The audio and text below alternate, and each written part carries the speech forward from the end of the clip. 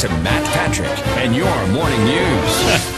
KTRH News Time is 5:46. Matt Jackson, sports anchor, Sports Talk 790. The Big Show joins us. By the way, The Big Show, along with Houston's Morning News and so many other radio stations, now available on that new iHeartRadio app for your phone. You can experience it online. Simply go to iHeartRadio.com or KTRH.com, keyword iHeartRadio. Just trying to give you a little support there around the nation, because I believe you do have the best sports show anywhere. Well, I like people to be able to listen to me, Hawaii, Guam, wherever iHeartRadio is available. Let me play this for you, and we'll get your thoughts. We were just talking about this off the air. Kentucky, of course, Big Blue Nation, beating Kansas last night. Well after the game has ended, and thousands of Kentucky fans are still celebrating their national title, pouring into the streets near the campus. Here on State Street, there's a huge crowd of students partying in the middle of the street, holding each other up on their shoulders, chanting, "Go Big Blue." And watching nearby is a large contingent of police officers wearing riot gear, hoping to keep this crowd under control tonight. In Lexington, Paul Miles for Fox News Radio. All right, so you win the national championship. They won the Final Four game, and then, of course, they went and began burning things, sofas and such. Yeah, I just don't get this. I really don't. And it happens everywhere. It happens in every single city in the country except for Houston. When Houston won its 2 NBA championships, we had an awesome party. This is back when the Richmond Strip was the happening place, and people had a great time. There was no violence whatsoever. It was just a very controlled celebration. But I don't understand the fascination with burning things. We burn things when we're happy. We burn things when we're sad. I mean, somewhere aliens have to be looking down on this planet and saying, "What are these people doing? Is it an excuse to party? What is it?" I just don't understand the fascination with turning over a police car, with letting a couch on a fire. I like putting my feet up and laying down, not saying. I just don't get it. It's Kentucky, just a bunch of pyromaniacs? It's or Kentucky. What? But they only had 8 arrests last night. I guess that's better than what they did just 2 days before. It's ridiculous. Thank God they're not good at football.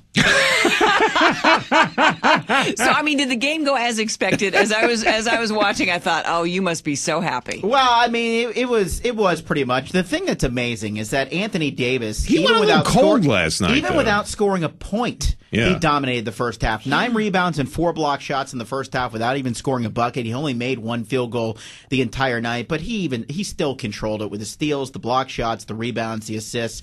He's going to be a force at the other end. And then Darius Miller just making shot after shot after shot.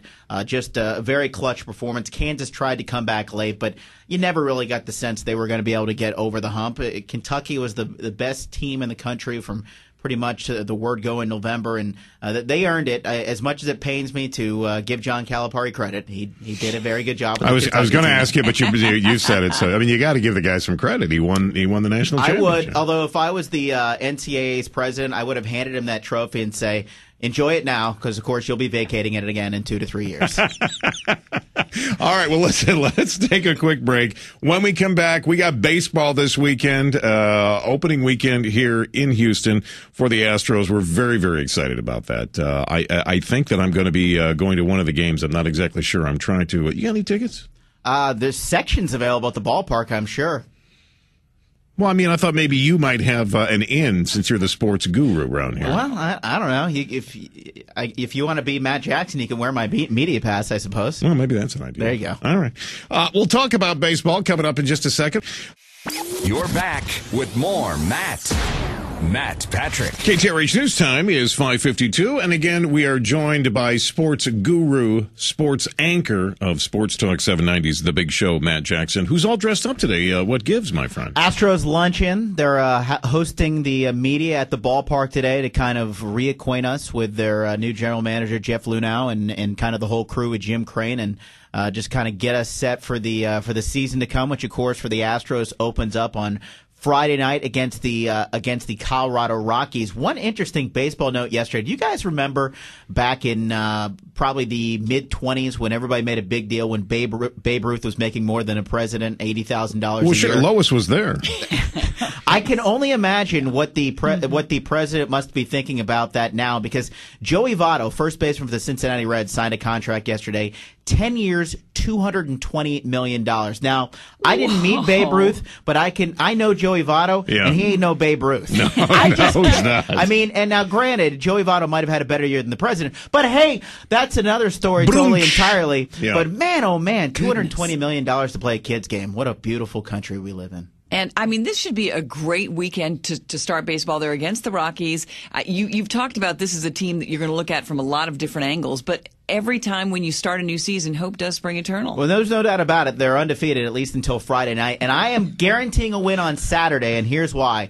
49-year-old Jamie Moyer gets the start for the Colorado Rockies. How about, you know what, let's hear it for the old guys. I mean, cool, I don't want to you root gotta against the admit. Astros, but 49-year-old. that's awesome in my book, my friend. I guess the first pitch is going to be sponsored by Ben Gay, because that is just some unbelievable achievement right there. 49 years of age and throwing a baseball. And now, granted, he was never a guy that was powered by the fastball, but that really is an incredible story right there. And you know, I think that is just one more reason to make sure you get to Minute Maid Park this weekend. But I mean, the whole ambiance of opening weekend here in Houston, and as Lois mentioned, you know, right now they got the same record as everybody else in the league. It's just fun to go there. There's all kinds of things that are going to be going on with the new ownership, as you mentioned.